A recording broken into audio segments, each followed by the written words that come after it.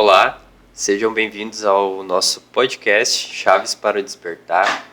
E hoje nós temos um programa especial falando sobre o despertar espiritual e como esse despertar espiritual acontece na nossa vida, quais são os verdadeiros processos que isso acarreta na nossa vida e pode ser que você esteja passando agora, nesse momento, um despertar espiritual e você ainda não tem noção. Então hoje a gente trouxe a presença especial da Janja, que é uma terapeuta xamânica, formada em pedagogia, né? Já há 35 anos trabalha com as crianças especificamente, né? Com as crianças, e acredito que por essa experiência ela tem muito a nos passar também, né? Relacionado à espiritualidade nas crianças, né? Que é algo tão comum hoje em dia, né? E também há 45 anos a gente já trabalha com a espiritualidade desde novinha, desde pitoca, e ela tem muito aí para nos passar. Seja bem-vinda a Ana. Oi. Também a Márcia. Bom nesse dia. Nosso programa, onde a gente vai estar trazendo como é que é esse despertar espiritual. E vamos embora, lá, né? Isso aí. Bora. Bom dia, Jean. Bom dia, pessoal. Bom dia. Vai falar a Márcia ou eu vou falar que ela é? Eu falo. Então fala. Eu falo. Olá, pessoal. Hoje, como o Gabriel disse, é um programa muito especial para todos nós, principalmente para nós três. A Janja faz parte do nosso processo, muito mais da caminhada do Gabi, da Ana, né? E tem feito parte da minha caminhada desde o ano passado. E como a gente já disse, né, a gente sonhou isso por muito tempo, gestou isso dentro do coração por muito tempo. E a Janja foi a pessoa que disse, coloca para fora isso, vai, eu quero ver isso acontecendo. Eu fiz um dos programas da Janja, que foi o Caminhantes, né? E foi a partir daí que despertou mais a vontade de fazer um podcast, né? Só que ainda não tinha as pessoas, não tinha as ferramentas, e a espiritualidade colocou a Ana e o Gabriel, né, no meu caminho. Então a Janja está aqui hoje como nossa Dinda do Chaves para o Despertar, né? Então a gente está muito feliz hoje. Sim, a gente né? está muito feliz. Nossa. Muito feliz. E a gente acredita que vai ser um segundo episódio muito lindo e dê muita abertura para todo mundo, né? Como o Gabi disse, às vezes a gente está passando por um despertar espiritual e não sabe o que é, né? E nem sabe que está passando. E nem vezes, sabe né? que está passando.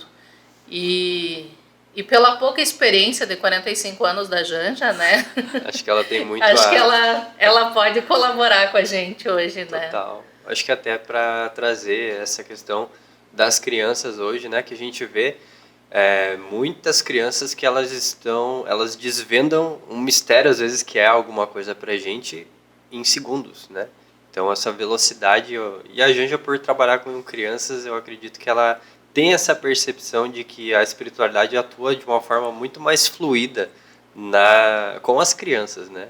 Mas é claro que falar sobre as crianças a gente vai falar no terceiro podcast. Uma das coisas que a gente sentiu muito de conversar é sobre o despertar. É sobre esse movimento de dúvida, dor física, dor emocional, solitude, sensações de abandono, desconfiguração de tudo que a gente imagina como certo ou errado. E a gente, quando começa a despertar, não sabe se isso é um processo mental, se a gente está ficando louco, ou que a gente não se enquadra mais naqueles grupos, seja ele qual for, nosso grupo familiar, o nosso grupo, eu, né, Vinha, e você também, de casa espírita. Eu conheci a Janja em casa espírita, em eventos espíritas. E aí tu fica naquela dicotomia, naquela sensação de... Tá acontecendo alguma coisa aqui dentro que eu não sei o que é. E nesse segundo podcast, a gente sentiu muito de falar sobre o despertar, sobre a dor que esse despertar traz pra gente. E como que a gente pode tentar entender, porque cada um aqui, é impossível a gente dizer que o que a gente vai falar aqui é o norte, é uma verdade. Mas as possibilidades da gente entender, opa, isso aqui que eu estou passando é um despertar. Então, se você puder contar para nós um pouco como foi o seu despertar e principalmente aquilo que é fácil, porque você tem uma linguagem fácil. O que a gente quer nesse podcast é justamente que as pessoas entendam que a espiritualidade ela pode ser fácil. E aí entra toda essa sabedoria da professora, né? E principalmente trazer com leveza isso, porque esse momento já é dolorido. Então, que a gente possa entender um pouco sobre isso através de você. Então, bom dia, boa tarde, boa noite. Olá. Muito prazer para mim. Eu lembro quando a Márcia falou no grupo dos caminhantes, né, como que ela tinha essa vontade. Eu disse, mas quando a gente tem uma vontade, a gente tem dois caminhos. Ou a gente senta e chora, ou a gente vai lá e faz. E aí comecei a incentivar para que ela trouxesse, né, para que ela pudesse, então, parir esse projeto. Ficar naquela gestação ali, 9, 10, 11 meses, vamos botar isso aí para fora, né? E trabalhar com essa gestação de pessoas é muito fácil para mim. Eu percebo quando as pessoas estão ali no nascedouro para só dar um empurrãozinho, assim, vai, faz mais uma força e a criança nasce. E em relação ao despertar, eu creio que a gente vive nesse eterno despertar. Cada dia a gente desabrocha um pouquinho mais e a gente tem essa capacidade de despertar um pouquinho mais. Aquela sementinha, ela vai abrindo, abrindo e não tem fim, né? Porque nós somos seres criados para essa eternidade aí. Abrir as caixinhas de Pandora, né? Vai abrindo, todo dia tem... A gente todo dia recebe uma chavezinha nova para abrir um pouquinho mais. E em relação à espiritualidade para comigo, assim, eu venho de uma família onde todas as mulheres têm a mediunidade ostensiva.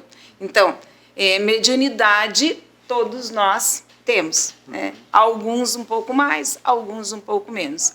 Da minha família, todas as mulheres têm mediunidade ostensiva. O que seria essa mediunidade ostensiva? Gente? Mediunidade ostensiva é uma onde ela é extremamente aberta, onde a pessoa se dá conta de que, opa, isso aqui está fora do que as pessoas estão chamando elas de uma... veem pessoas, elas veem animais, elas veem energia, elas veem tudo, né? Então, em algumas pessoas vem aguçada essa mediunidade ostensiva como visão, né, evidência. Outras pessoas ouvem mais coisas do que só aquilo que aqui na matéria a gente está fazendo barulho. Outras pessoas têm uma sensação, né? Meu pai tem uma sensação de sentir cheiro, então ele começa a sentir cheiro de cachimbo muito antes da gente trabalhar com o xamanismo especificamente, né? O meu pai, desde 2005, ele sentia, parece que tem alguém cachimbando perto de mim, né? E ele não tinha mediunidade nenhuma, mas as mulheres têm muito mais essa coisa de passou alguém ali. Aí uma de nós vai lá, então a gente está entre 5 mulheres lá em casa, uma de nós vai lá, vamos ver. E aí eu já sou a mais corajosa, né? Eu já digo, é do bem, já começa a sentir, já começa a bater palma, vamos embora, vamos abrindo as portas, vamos embora. E às vezes já aconteceu na minha mãe de não querer ir embora, e abre portão e vai levando. Vai tocando. Vai encaminhando. Igual o boi, né? Igual a Vai. boiada. Vai. E a gente vai. Esses dias a Márcia também estava falando sobre isso, né? Que sentiu. Só que aí ela foi começar a questionar, e era um processo muito bonito. Era um processo bonito que estava chegando, né? Mas a princípio a gente não sabe, né? Se E a gente sempre vai mandar bom embora. ou se é ruim. A nossa primeira impressão é de mandar embora, né? E aí depois a gente senta e conversa. Era um né? amigo. Era um amigo. Desculpa, né? Mas tu não se apresentou, então. E isso é muito natural, né, Já? A gente, por mais que a gente tenha uma mediunidade ostensiva, a gente não está acostumado. É que nem alguém novo que chega na nossa. Né? Que a Márcia, você me apresenta. Tá, é uma pessoa nova, mas peraí. É o diferente. É o diferente, então a gente tem um tempo para se adaptar com aquela pessoa, né? E a mesma coisa é o campo energético, né? É o diferente, é o desconhecido, né? A gente tem uma tendência a querer botar para fora como se fosse um vírus, né? Então a gente já tem instalado no nosso sistema esse antivírus, é alguma coisa diferente, vamos botar para fora. Uma defesa da gente, né? E nós não estamos programados para se abrir para a mediunidade. Então, esse despertar que vai acontecendo é para que a gente se exercite. E sim, nós estamos aqui na Terra para fazer esse exercício. A gente se propôs a isso e para ajudar outras pessoas a se despertarem também. Então, quando as pessoas chegam perto de nós, a gente já sente, né? Olha, esse aí está desabrochando. É uma visão. Né? Não... E normalmente está atrelado com a dor, né, Já? A pessoa vem com uma ansiedade, um desconforto, uma dor de cabeça, né? Uma crise de ansiedade. Normalmente o despertar ele tem um amiguinho junto, né? Eu, na minha experiência que eu venho tendo assim nesses anos que eu venho atendendo, eu sempre trago uma clareza para o cliente de que aquela dor ela é um reflexo da alma que já não aguenta mais aquela ferida, não aguenta mais sentir aquela tristeza, não aguenta mais sentir aquela ansiedade, então começa a trazer para o corpo físico. Então, quando chega no corpo físico, aí a pessoa que está acostumada nessa dimensão, assim, bom, então agora eu consigo tocar, então eu consigo sentir o meu corpo, que pode ser desde as minhas unhas estando enfraquecidas, né, a questão ali do chakra básico, daquela dor de não se sentir pertencente, até pode ser uma coceira no olho. Então, começou a coçar o meu olho e agora não consigo mais. Então, a gente vai entendendo que a alma ela vem nesse processo de querer nos trazer o despertar. E a alma vem. A alma, olha para isso, olha para isso, olha para isso. E aí o vivente não desperta. Isso aí é loucura, isso é coisa da minha cabeça, isso aí é coisa que eu ouvi, eu li num livro. E a gente não entende que geralmente aquele livro foi colocado na nossa vida para que a gente tenha esse nortear do caminho para entrar nesse fluxo. E aí, quando a gente não entende esses recadinhos da alma, aí ela começa a dar uma apertadinha mais na polca, né? E aí o corpo físico começa a sentir. Então, bom, tu não está querendo enxergar esse caminho todo que está se abrindo, e aí a pessoa está fechando o olho e está olhando lá para o outro lado, então vamos dar uma mexidinha aqui nesse olho, né? Então, a pessoa que não quer escutar, a pessoa não quer escutar aqueles recadinhos que estão vindo, que uma pessoa vem e fala, outra pessoa já me falou isso. Então, a gente entende muito a mediunidade como meu sexto sentido. Então, eu vou ver um fantasma ali, eu vou ver um espírito, eu vou ver alguém me pedindo ajuda, eu não quero ver morto, não quero ouvir batida de porta, muito com o que os filmes de Hollywood trazem, né? Eu não quero ver isso. Sim. E a pessoa não quer ver isso, mas ela também não está querendo ver a frase que passou atrás do caminhão, confia e segue. Né? Mas a gente tem essa cultura dentro de nós, né? Porque a gente vem de uma sociedade que ela é muito racional e direcionada a algumas crenças, né? E eu acredito que essas crenças, elas fazem com que a gente não consiga ou não queira enxergar, né, este lado espiritual. Porque tem uma diferença muito grande, né, entre religião e espiritualidade, né?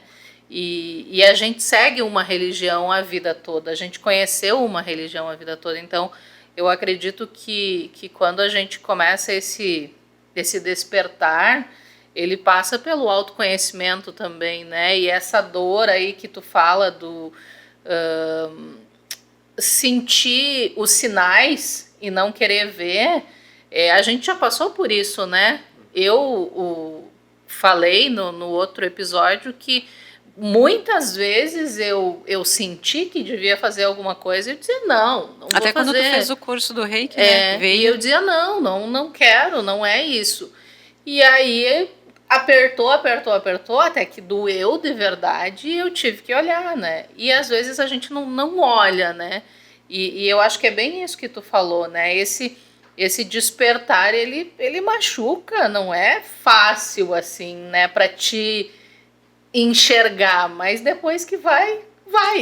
E eu acho que tem um diferencial também do teu processo, que eu acho que é muito bonito, porque você sempre teve atrelado várias religiões, desde pequena, né?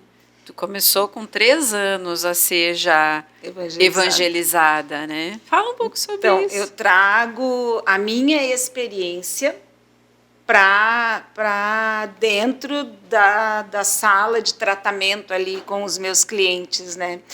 Então, eu vejo assim, que quanto mais a gente se abre para entrar nesse fluxo que está sendo apresentado para nós, menos dói. E aí, quando eu falo a primeira vez isso para a pessoa vai dizer, para ti é fácil, né? Nasceu numa família espiritualizada, viu o espírito desde pequena, então tu nunca teve medo.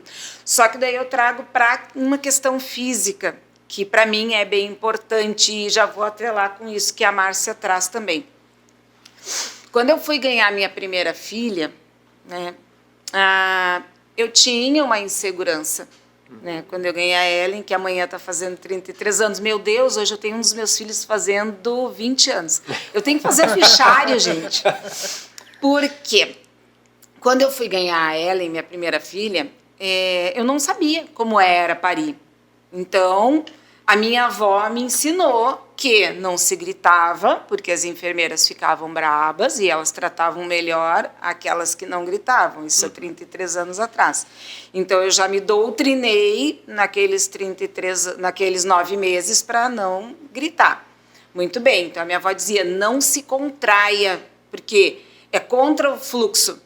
A criança quer sair, se tu contrai, tu aperta. Vocês já tiveram cãibra na barriga da perna? Sim. Quando a gente segura a perna, ela dói mais e demora mais tempo para passar do que quando tu relaxa. E isso é uma experiência e um aprendizado para toda a vida. A vida está te trazendo um outro olhar. Se tu disser, não vou, vai demorar mais e um dia tu vai ter que ir.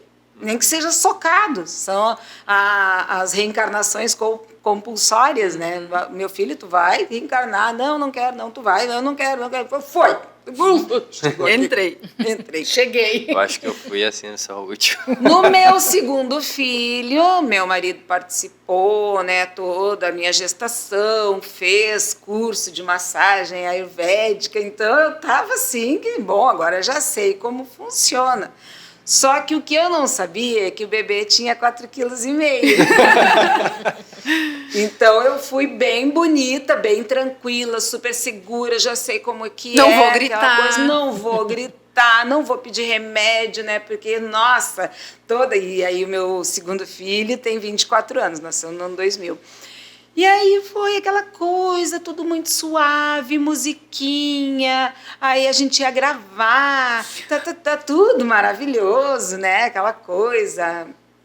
Aí Cheguei nos 6 dedos de dilatação ali e não passava a abóbora. Tinha uma abóbora trancando ali que não passava. E aí eu toda bonita, querendo fazer bonito pro Kiko, né, meu marido, e eu falei para ele, olha só, eu já tive um filho de parto normal, isso aqui não tá normal. E a coisa tá chegando ali, não tá passando. E aí ele chamou a enfermeira me avisou, me examinou, e ela disse, o bebê é muito grande. Eu digo, poxa, teve 9 meses para ver isso, não conseguiu, mas já 20 anos, né, gente? Não tinha o que tem hoje. E aí ela disse, e eu não queria tomar remédio nenhum, nem soro, nada. Daí ela falou, o que eu posso fazer é te dar um comprimidinho de ocitocina. Eu segurei na mão dela e disse, pelo amor de Deus, dê-me qualquer coisa. E ela deu o remedinho e fluiu, porque eu aceitei a medicação. E ela me deu o remedinho e fluiu, né? Eu não fui assim, não, eu não quero, eu disse que eu não queria, eu disse, porque até porque tu já conhecia até ali, depois tu não conhecia mais, e você se desafiou com uma nova experiência, né? E eu olhei pro Kiko e disse, quem tá sentindo isso na cara sou eu, vamos botar isso aqui pra fora, né? E vamos tomar esse troço de ocitocina que eu não sei nem o que é. Mas amei a palavra e nunca mais esqueci. Então, e depois aprendi muito com a ayahuasca também, né? Que tem muito a ver. Não tem a ver, mas tem muito a ver. Tá. Aí ganhei o herê, tudo bem, né? Toda a equipe médica veio ver aquele bebê com 4,520 kg, vai fazer agora dia 2 de agosto, junto com o Gabi, no dia 1º, vai fazer 20 anos. 24. Muito bem. Meu terceiro filho, eu já sei como é parir uma abóbora de 4,5 kg, já sei como é que funciona, vamos lá, massagenzinha, né, o Kiko nos pontos ali de analgesia da dor, vamos lá. Terceiro filho, espirrei, o Chico saiu. Ai, que maravilha. Quarto filho, quinto filho, sexto filho. O sexto, eu ganhei praticamente dirigindo, porque eu não ia chegar no hospital sozinha, então andei 30 quilômetros para buscar o meu marido, voltei bem bonita, disse para ele dar uma apertadinha que está nascendo. Nasceu. A Joana também, minha 7ª filha. Gente, parou, tenho 7 filhos. Porque a idade que não ia terminar, né? Eu ia dizer, tu só parou porque a idade pegou. Só parei porque a idade pegou, porque eu não pude mais, né? Depois que eu ganhei a Joana, eu automaticamente entrei na menopausa e aí o meu corpo... Eu me lembro que quando eu te conheci, tu dizia que queria ter um time de futebol. Sim, eu queria ter um time de futebol com reserva. Mas e eu não podia ter filhos, né? Isso aí é para um outro podcast que essa sobre história a questão da outro. fé. Isso é muito a questão da fé. Quando eu descobri que eu não podia ter filhos, eu contei para minha avó, que era uma pessoa muito religiosa, e eu disse, vó, o médico disse que eu não posso ter filhos. Qual era a religião da sua avó? Adventista. É uma religião que eu honro muito. E aí, quando eu disse isso para minha avó, ela falou, minha filha, nosso médico é Jesus. Te agarra com ele. Então, quando e só eu nasci, teve 7, né? Só tive 7, né? Eu disse, Jesus. Para quem não podia, né? Essa é uma das provas que eu tenho na minha vida de que ninguém me diz não pode. Isso aí. Quando eu nasci, no dia que a minha mãe foi me parir, ela conta que minutos antes de eu nascer, ela viu o lugar onde a gente estava, uma casinha muito pequenininha, pobrezinha, né? E ela viu aquela casa ser inundada de uma luz muito grande. Ui, se eu não posso chorar. E ela disse que viu essa casinha ser inundada com uma luz muito grande, e ela viu uma cigana entrando comigo no colo, e a cigana entregou para ela e disse, eu cuidei até agora, daqui para frente é contigo. Então, hoje eu tenho essa cigana junto comigo, a cigana Estrela da Manhã, ela trabalha junto comigo, com uma alegria, é uma parceira, né? E assim, uma das coisas que eu acho importante falar, quando a gente fala assim, eu trabalho com uma cigana, né, eu tenho essa cigana, não significa que eu veja ela o tempo todo, assim como eu estou vendo o Gabi, a Ana e a Márcia aqui, né? A gente sente, porque isso é sexto sentido. Eu sei que ela está aqui. Eu sei que ela saiu de casa com a gente, né, Ana? Sim, a gente falou cedo dela. Então a gente sabe que ela está ali. Ela bota uma música que toca sem do nada no meu celular e diz, vamos lá, Estrela, vamos embora. Então é sobre isso, é sobre a gente perceber os sinais, porque não tem como eles se materializarem para a gente o tempo todo. Gasta muita energia, gente. A gente não está com essa bola toda, né? vamos se respeitar. E é muito... Eu me lembro que quando eu comecei a entender a minha mediunidade, eu tinha certeza absoluta que todo mundo tinha. E eu dizia, mas não, as pessoas têm essa mesma visão. E aí eu me lembro que a terapeuta que me atendia na época, não, Ana, isso é mediunidade. Eu dizia, mas não pode. Fecha os olhos, tu vai ver, olha ali, ó, aqui, ali, assim. Não, Ana, não é isso. Eu sei que eu levei, e isso que eu já frequentava o kardecismo há mais de 10 anos. Só que neste campo eu tinha uma dificuldade de entender.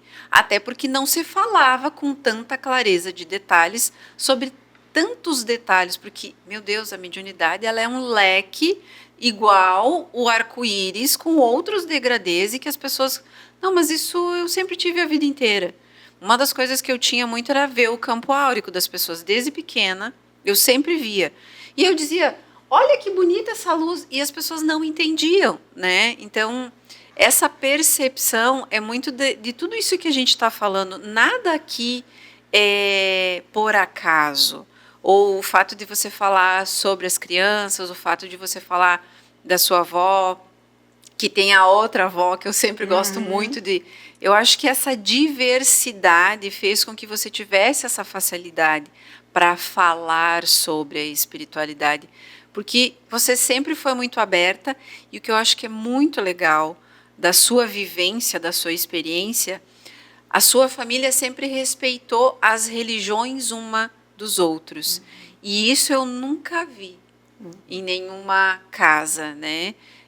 Sempre quem era evangélico ficava chateado, porque daí o outro ia no catolicismo, e não, a sua família sempre respeitou muito isso. Eu acho muito bonito, principalmente porque a força da sua vida é das avós, né? A força dessa energia intuitiva, a sua sensibilidade. Então, eu acho muito bonito. Já que você falou, né, que essa espiritualidade vem das ancestrais femininas, né? Conta um pouquinho pra gente como é que funcionou isso, né? Como é que você lidou com toda essa questão, porque eu sei que você tem irmãs, né? E como é que é a mediunidade tanto para ti quanto para elas, né? Porque em algum momento eu acredito que você aceitou essa mediunidade, né? E como é que foi a partir daí para você, né? Quando você aceitou, como é que começou a fluir? Como é que realmente você começou a lidar com essas questões da tua mediunidade e entender se era uma mediunidade ou se era algo da cabeça, né? Como você disse. Conta um pouquinho pra gente. Antes disso, eu vou fazer um adendo na fala da Ana, que ela disse, eu achava que todo mundo tinha isso, né, de só fechar os olhos e se conectar. Os arcturianos, eles trazem essa clareza para a gente, né, os famosos ETs, às vezes as pessoas perguntam, Janja, quem é os arcturianos? São os ET, né? Então, os arcturianos, eles trazem isso, essa informação para a gente, né? Eles dizem assim, vocês nascem e a grandíssima maioria morre com uma grande tecnologia que vocês não acessam, que é a tecnologia de fechar os olhos. Fecha os olhos e acessa a tua tela mental. Isso é mediunidade. Todo mundo tem. Todo mundo tem. Quero enviar uma cura para o Gabi e eu vou fechar os meus olhos e eu vou enviar. Isso é mediunidade de cura. Eu posso, eu tenho. Então, a gente se dá conta de que tem esse poder, né? E agora, respondendo a tua pergunta. Então, eu nasci, né? A cigana entregou para minha mãe, e aí eu tinha duas avós, né? A minha avó materna, que tinha uma terreira de Umbanda, né? Ela trabalhava com isso, era na casa dela, e a minha avó paterna, que era da igreja adventista. Então, ela era diretora lá da assistência social. Então, eu ajudava ela a montar cestas de rancho, fazer pão, fazer aquelas saquinhos de leite com franjinha para botar bala para as crianças. E lá na casa da minha avó da Umbanda, a gente fazia as festas de Cosme e Damião, né? Então, tinha muito isso. Eu nunca na minha vida eu ouvi a minha avó da igreja adventista falar qualquer coisa da minha avó da terreira, ou a minha avó da terreira falar outra coisa que eu também custo para não me emocionar, né? As minhas duas avós, eu fui muito abençoada por essas duas mulheres grandiosas, né? Porque elas me impulsionaram para cima e para frente. Elas sempre diziam, para cima e para frente. Inclusive, o seu apelido, que não é nome, foi a sua avó. Foi a deu, minha né? avó da igreja adventista. Ela me chamava de Anjinha. Então, quando eu era pequena, eu tinha uma bisavó, Maria dos Anjos. A minha bisavó, mãe do meu avô, era Maria dos Anjos. E aí era a avó Anjinha. E a minha avó me chamava de Anjinha, Janjinha ficou. Né? Anjinha, Janjinha. O meu nome, Ângela, é mensageira. Então, eu sempre tive muito isso para mim, que eu tenho essa mensagem dos anjos, uma mensagem de Jesus para trazer para as pessoas. E eu não preciso convencer ninguém, porque a pessoa que eu preciso convencer sou eu mesma. Eu preciso me convencer que eu tenho essa mensagem e que eu vou trazendo. Né? E aí a minha avó ia me chamando de Janjinha, Janjinha, e quando eu conheci o meu marido, o nome do meu marido é Raul, poucas pessoas sabem. É uma pessoa muito abençoada, eu amo profundamente o Kiko, amo profundamente, eu amo o Kiko assim com todas as forças da minha alma. E ele um dia me falou, não me chama de Raul, porque as pessoas me chamam de Kiko. E eu disse, tá, comecei a chamar de Kiko, foi meio quadrado no começo, né, mas tudo bem. E daí ele falou, e ele não conhecia minha avó, e nem minha história, né, só minha avó me chamava de Janjinha. E aí ele falou assim, eu vou arrumar um apelido para ti, porque Ângela é muito, muito pomposo, assim. Posso te chamar de Janja? Eu olhei para ele e disse, pode, agora eu já cresci. E aí ele ficou como assim? Minha avó me chamava de Janjinha. Então, Janja, eu já cresci, né? E eu vejo que com o Kiko, assim, é outro capítulo da minha vida, assim, o Kiko foi uma grande chave para o meu despertar.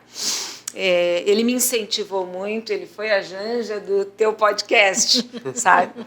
Ele sempre dizia que eu podia, até conhecer o Kiko, eu era uma pessoa, eu não falava, eu era fechada, porque... Não dá para imaginar. Impossível imaginar. Vocês acham que eu tenho facilidade para falar? Eu desbloqueei o chakra, uma das minhas especialidades é desbloquear o chakra laríngeo das pessoas. Né? E aí vem com essa espiritualidade livre das minhas famílias. Só fala o que é o chakra laríngeo. O chakra laríngeo é esse centro de força que nós temos aqui na área da garganta, e ele faz uma comunicação entre o nosso chakra cardíaco, né, essa nossa capacidade de sentir todas as emoções, e de trazer para o frontal. Esse chakra onde ele é um grande foco de luz, onde eu vou refletir tudo aquilo que eu sou no mundo.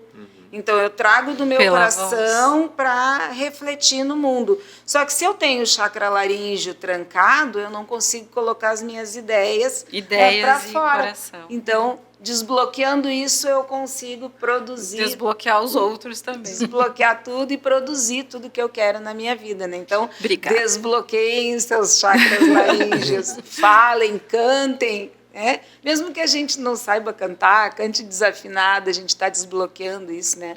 Agora tu pode continuar falando do Kiko.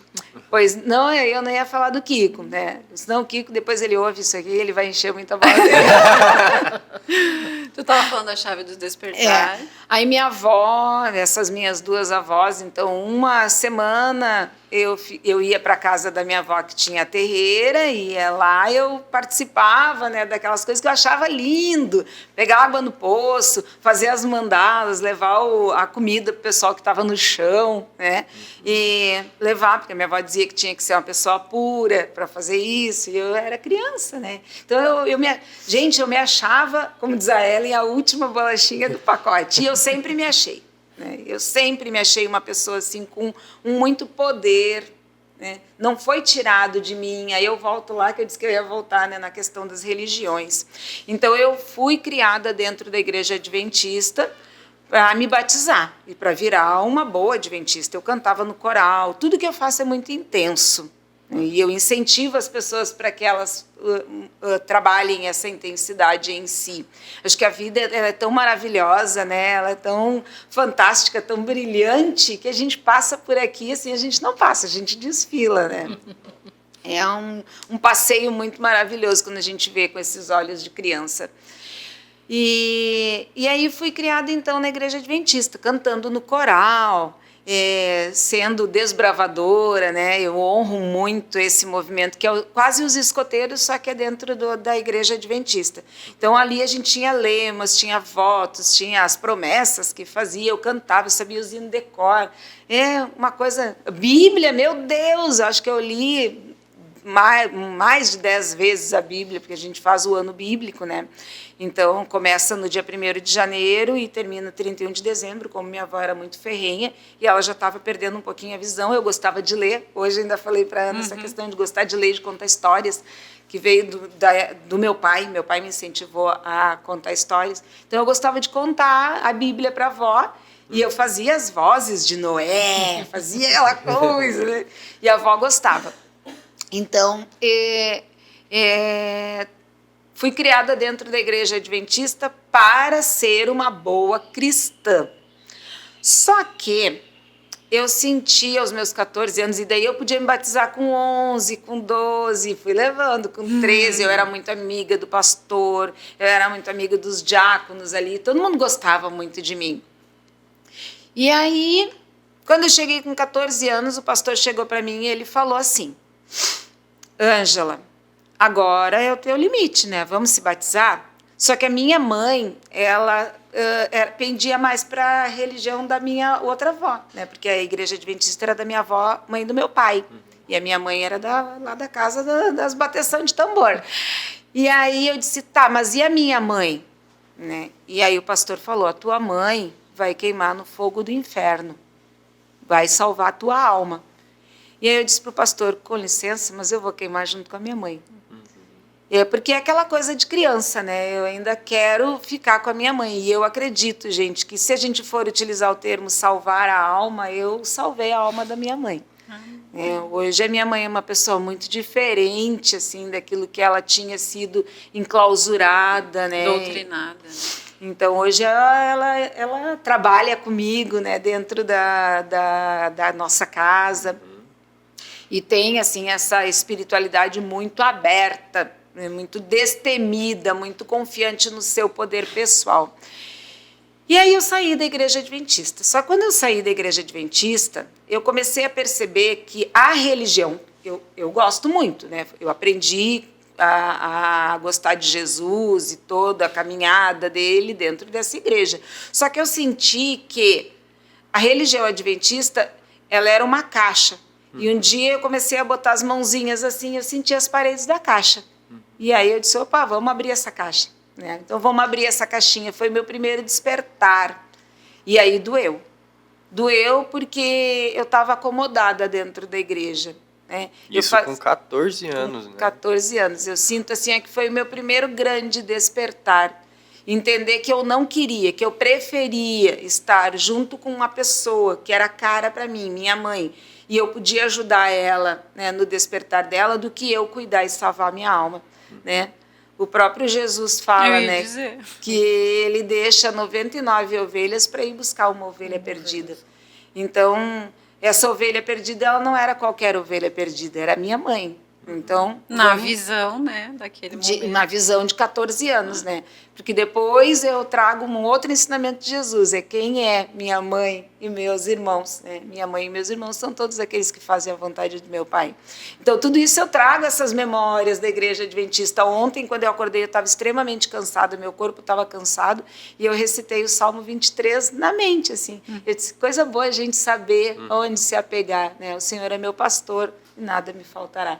Então tem essas coisas, né? São brinquedos, né, gente? São uns brinquedinhos de criança, mas eu quero pegar o meu Hot Wheels. A criança, daí vindo lá na pedagogia, quando a gente vai fazer a adaptação de uma criança numa escola, a gente pede para a mãezinha, traz um brinquedinho que ele gosta, né? Traz um ursinho, um travesseirinho, um cheirinho de casa para a criança se apegar. E eu vejo que os salmos, os provérbios, os cânticos, para mim, são os meus lolói, que nem diz o Kiko, né? São os meus brinquedinhos que eu gosto de ter para me sentir segura. Então, isso é uma das coisas que eu trago nas minhas mentorias. O que te traz segurança? Traz para junto de ti, né? E então, depois dos 14 anos, aí eu rodei. Aí eu rodei 3 anos da minha vida, eu virei assim, ó, uma coisa de louco, porque daí eu rodei a igreja dos Mormons, eu tomei aquela hóstia e o vinho sem ser batizada, gente, cometi cada pecado que, meu Deus, né? Na visão humana. É, E na visão porque das eu queria religiões. experimentar, ninguém me perguntou se eu era batizada, entrei na fila e tomei aquele negócio, né? Fazia o sinal da cruz, Eu já fiz isso também. montei altar, porque eu estava buscando onde que estava isso. Se não estava na religião adventista, onde que estava? Né? Eu já sabia que não estava dentro da terreira de Umbanda da minha avó, mas também não estava dentro da igreja adventista. Então, onde é que estava isso? E aí fui indo. E aí foi 3 anos muito doloridos da minha vida. Porque era tão bom, tão aconchegante eu saber que sábado eu botava minha roupinha de crente e eu ia para dentro da igreja. E isso é um despertar. Era bom, era confortável, eu sabia até o barulho da roleta do ônibus que ela fazia quando eu passava. Então, era muito fácil. E aí, quando fala da dor, né? A dor vem quando a gente sai da zona de conforto, quando a gente aceita, tá bom, não é aqui que eu preciso estar. Jesus, me ajuda, onde que é? E aí vai rodar, vai buscar o teu lugar. 3 anos, rodando Seixonoye, rodando Rosa Cruz, rodando Igreja dos Mormons. Então, tudo que era coisa, eu ia lá e buscava, né? A história de tu andar de pé descalço. Sim, que daí fui para os Hare Krishna. Não, imagina! Fazer incenso. Queria raspar o cabelo, não raspei meu cabelo, mas cortei bem curtinho. Eu tinha cabelo na cintura, inclusive quando eu conheci o Kiko, eu ainda usava o cabelo igual ao do Gabi. Olha só. Era bem curtinho. Andava de pé descalço, vendia incenso, Mas tu conheceu o Kiko onde? Eu conheci o Kiko, meu Deus do céu. Isso é uma outra história. É uma outra história. Para ver o quanto a espiritualidade ela tem me guiado e ela está presente na minha vida, né? A gente sempre foi de uma família bem pobre financeiramente, mas muito rica em vários aspectos, né? De união, de olhar. Outras abundâncias, né? E a gente morava numa casa de esquina, uma casa relativamente boa, mas a casa dos meus sonhos era na metade da quadra, assim, então a gente ia para a padaria e desde os meus 14 anos eu passava e eu dizia, quando eu crescer eu vou comprar essa casa. Quando eu crescer eu vou comprar essa casa. E é óbvio que as minhas irmãs chacotavam de mim, né? Mas é a mediunidade, eu sabia, eu me via dentro daquela casa. E o primeiro avistamento, né? A primeira vez que eu vi as naves foi em cima do pinheiro e do coqueiro, que eu tenho até o dia de hoje dentro da minha casa. Né? Na nossa casa tem essas 2 árvores, e foi ali em cima que eu vi as naves pela primeira vez. Né? E aí comecei a conversar com eles e eles me deram muitas provas, enfim, com outras pessoas que eu pedi testemunha, né? A contraprova. Mas aí onde é que foi o certo estacionar da Janja? Onde é que tu ficou por mais tempo? Porque aí tu começou a ir por várias religiões, vários credos e aprender durante esses 3 anos. Isso. E aonde é que foi que ficou? Então, com 17 anos, eu pedia muito, né, para a espiritualidade, para me mostrar um caminho. Aí entra o peça e receberás, né? Pedia muito. Me mostra um caminho, eu quero saber qual é o meu lugar, né? Porque, gente, quando a gente é acostumado, quando tu bota um elefante, né, para ser adestrado no circo, tu amarra ele num toquinho, ele pode crescer, o toquinho é uma coisinha pequenininha, mas ele não sabe que ele pode arrancar, né? Então, eu não sabia que eu podia ser espiritualizada fora de uma igreja, fora de um templo, fora de um lugar. Então, eu encontrei com 17 anos o espiritismo, né? De tanto pedir. Um dia eu estava no ônibus e eu não posso ver um livro, né? Que eu fico com o olhinho espichado. E uma senhora estava lendo um livro e eu comecei de pé, assim, tinha lugares, mas eu de pé, assim, espiando para o livro. E ela, uma médium também, né? Conectou. Quando ela foi descer na parada dela, ela fechou o livro e ela me entregou. Pega para ti. E eu fiquei assim, envergonhada ao mesmo tempo, né, mas muito feliz. O nome do livro era Os Abortados. Olha só. Nada a ver com a vida que ela leva até hoje com as crianças, né? Nada a ver também com a minha impossibilidade de ter filhos. Nada a ver. Né? Nada a ver com a minha própria autocura. né? Com o meu olhar, diz, não, então eu tive vários problemas de aparelho reprodutor, né? Eu tive câncer, eu tive várias dificuldades e passei por 6 cirurgias antes de poder engravidar, né? Para me curar, né? Para que eu aceitasse isso na minha vida. Porque não é fácil a gente aceitar um filho, né? Quando a gente aceita, é toda uma história que muda na nossa vida, né? Então, aceitar isso. E daí eu fui para o Espiritismo, gostei daquele livro, né? Fui para o Espiritismo, comecei a fazer Evangelho no Lar em Casa, daí achei outra caixinha. Aí botava a toalha branca, a garrafa com água, os copos, daí comprei as 5 obras básicas e agora eu vou virar espírita. E eu passei mais de 30 anos, né, trabalhando ferrenhamente. Eu canalizei o projeto, né, de evangelização de bebês, porque eu não aceitava. E aí vem a coisa da raiva, da gente ter essa ira e não aceitar as coisas e ser rebelde. E aproveitar essa energia e colocar para criar, né? Porque a criação, a cocriação, ela vem através dessa energia da raiva, ela vem lá do nosso chakra básico. A gente não quer se acomodar. E aí eu vim e trouxe, então, essa ideia, né, da evangelização de bebês. Que o Rio Grande do Sul, na época, não aceitava, mas o Divaldo, né, aceitou. E veio, né, através de outras mãos, daí, outras histórias, e consegui colocar em 2007 a primeira turminha. Eu gosto muito daquela... Desculpa te interromper. Eu gosto muito daquela história que você falou. Com que permissão você foi viajar, né? Sim. Como é que foi isso? Então, tinha um órgão, né, dentro do Espiritismo, tinha um órgão que nos governava, né? Então, governava ali os trabalhadores, e a Janja era sempre muito metida, eu estava sempre metida. Qual é a minha maior instância que tem aí? Eu vou lá e vou me meter. E aí eu me meti, eu era trabalhadora daquele órgão, enfim.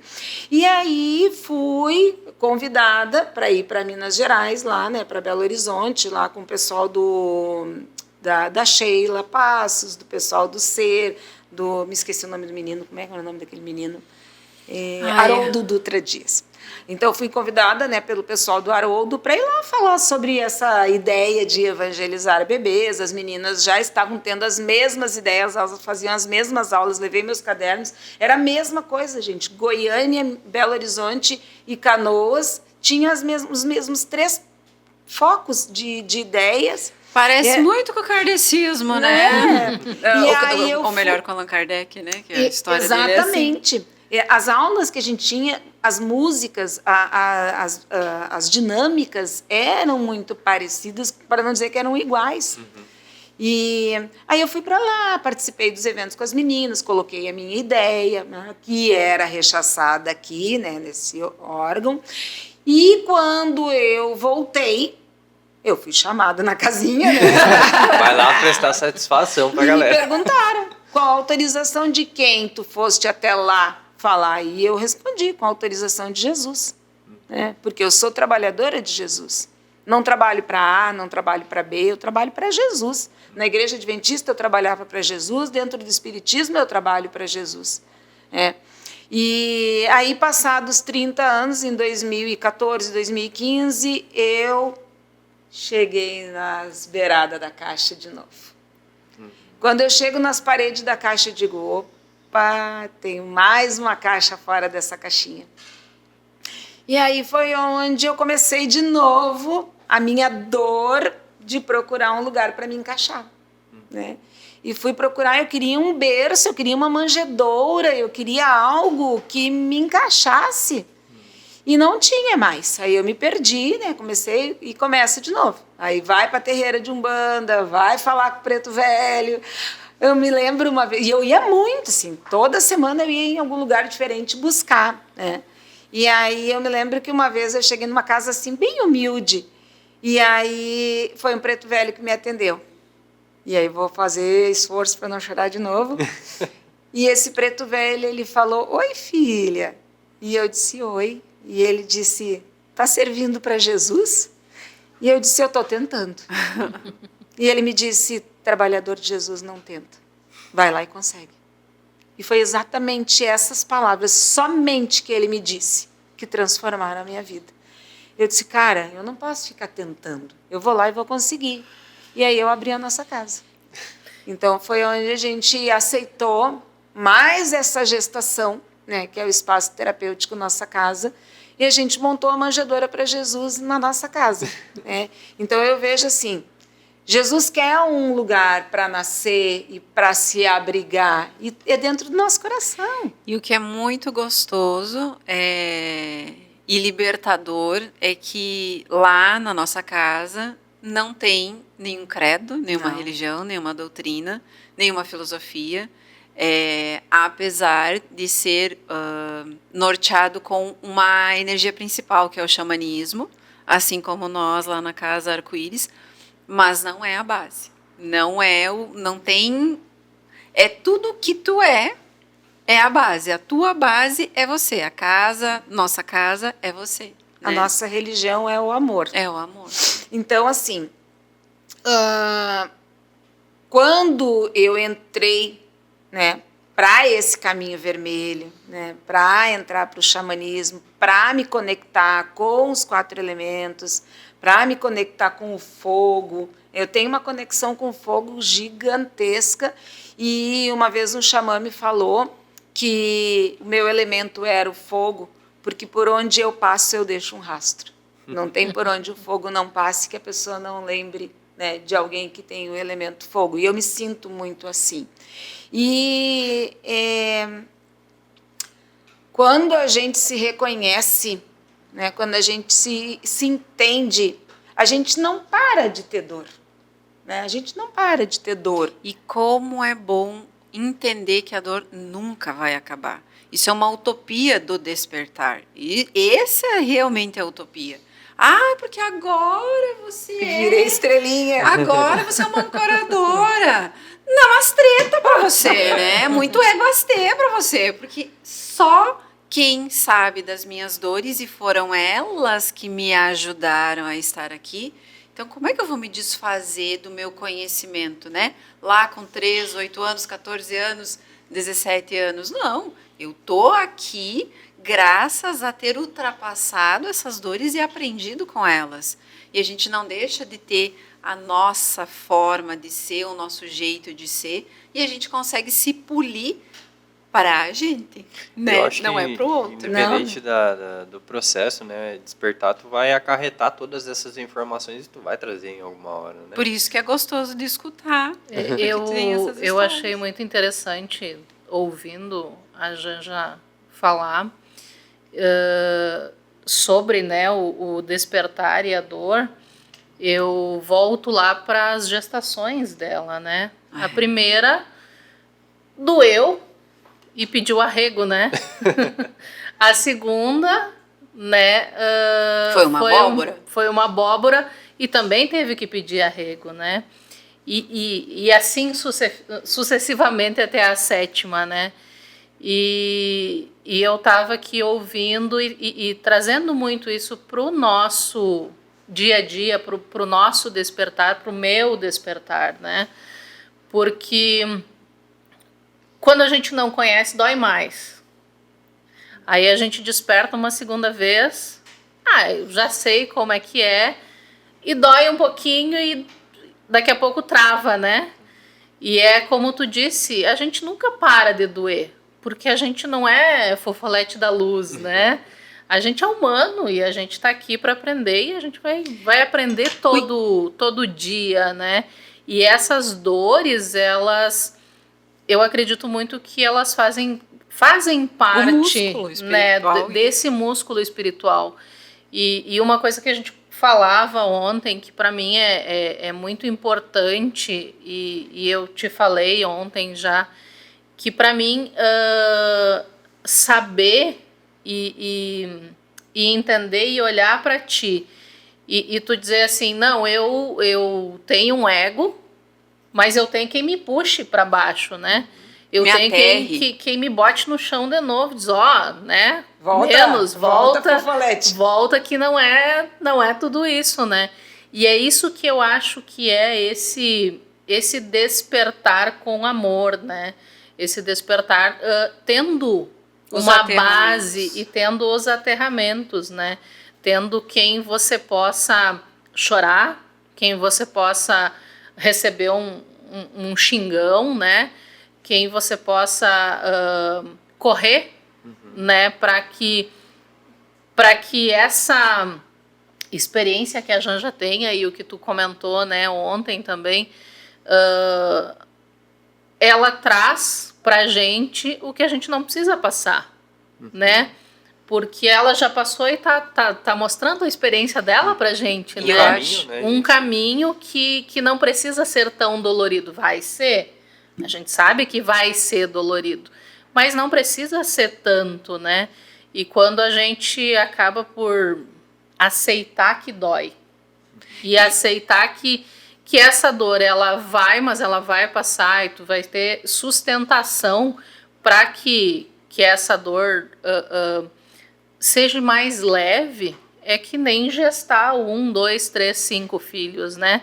Vai doer, mas depois vai passar e depois tu não vai lembrar que doeu, porque o fruto daquela dor, daquilo que resultou aquela dor, vai ser muito maior do que a dor em si, né? E eu acho isso incrível, assim, né? Te ouvindo falar, te ouvindo contar as tuas histórias e essa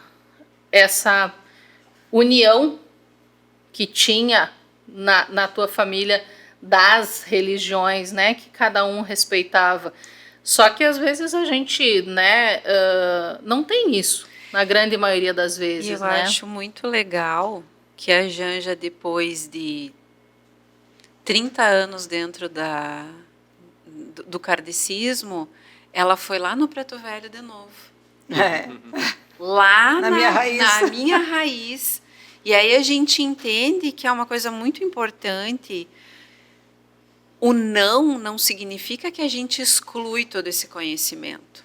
Que não, né, eu saí da Umbanda, eu saí da... Como é que era a religião de sua avó? Adventista. Eu saí da religião adventista, não. Elas são queridas para mim. E eu fui lá e tu voltou lá.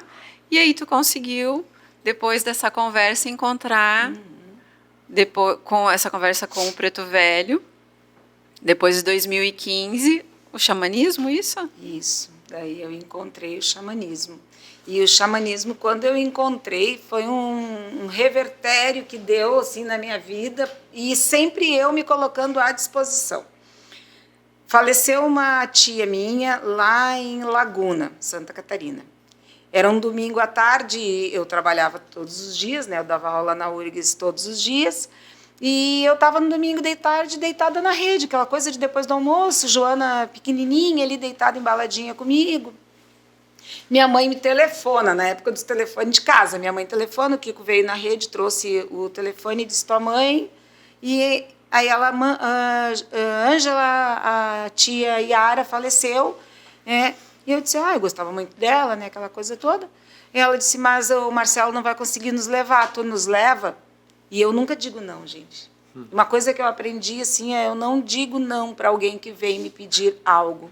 Pode ser que eu não entregue tudo, né, para a pessoa, porque às vezes a pessoa meio que abusa da gente, né? Mas eu me coloco à disposição.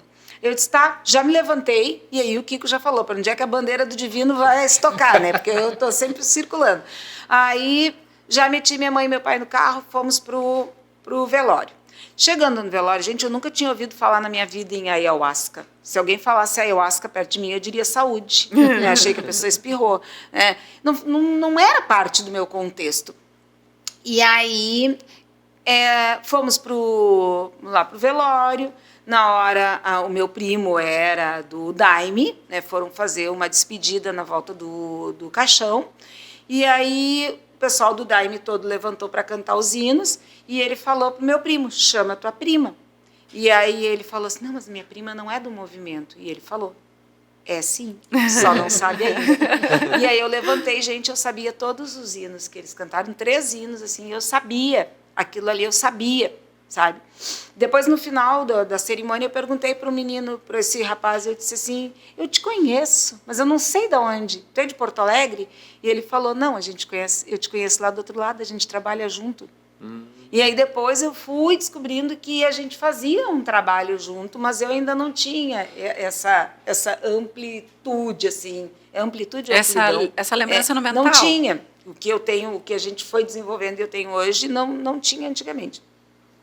E aí eu voltei, quando a gente estava voltando, o meu pai disse assim, te falaram que o Alexandre está no Daime? E eu falei, sim.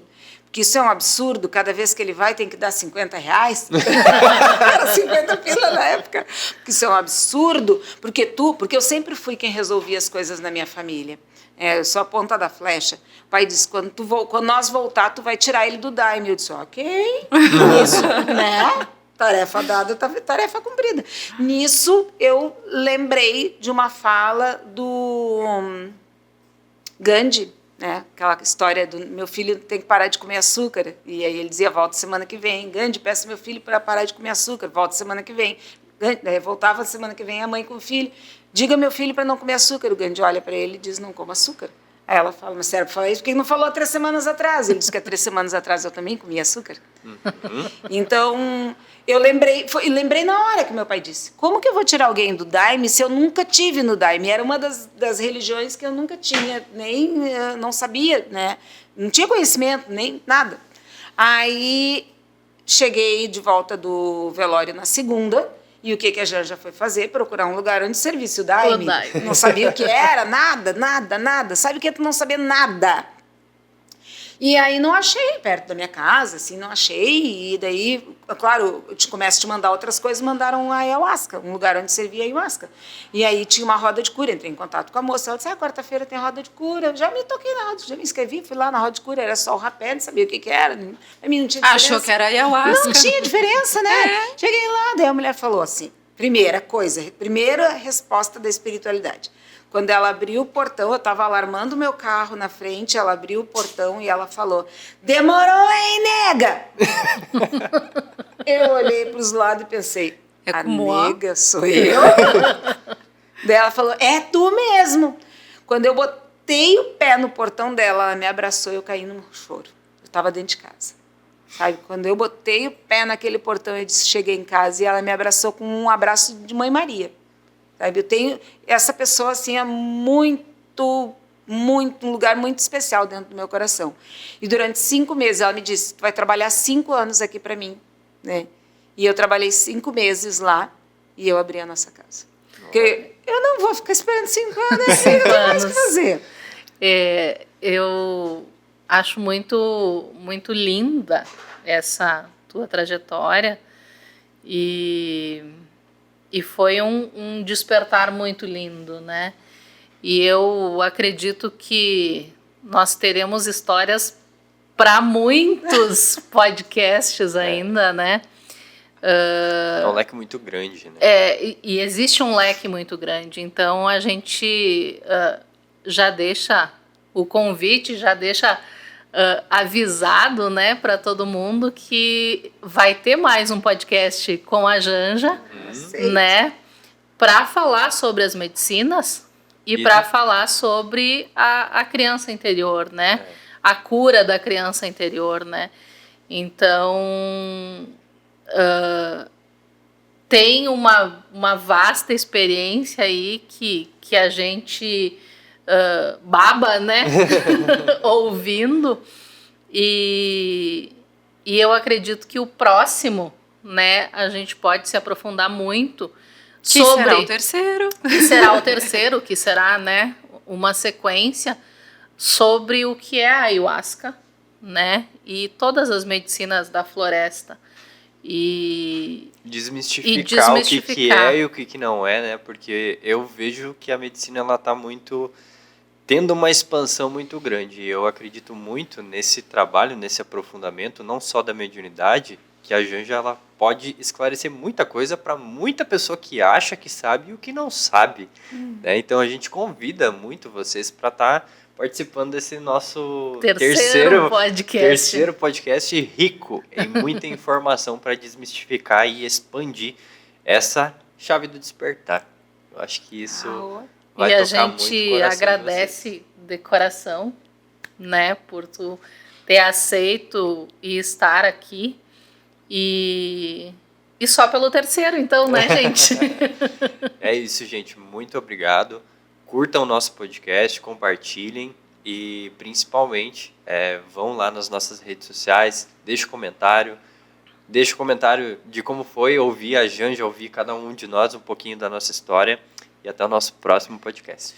Lembrando também, né, meu amor, que a gente está com o podcast a cada 15 dias. Isso. E que esse movimento é toda sexta-feira.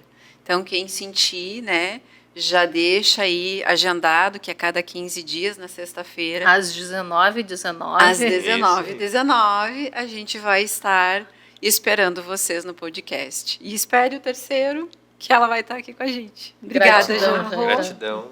Arro.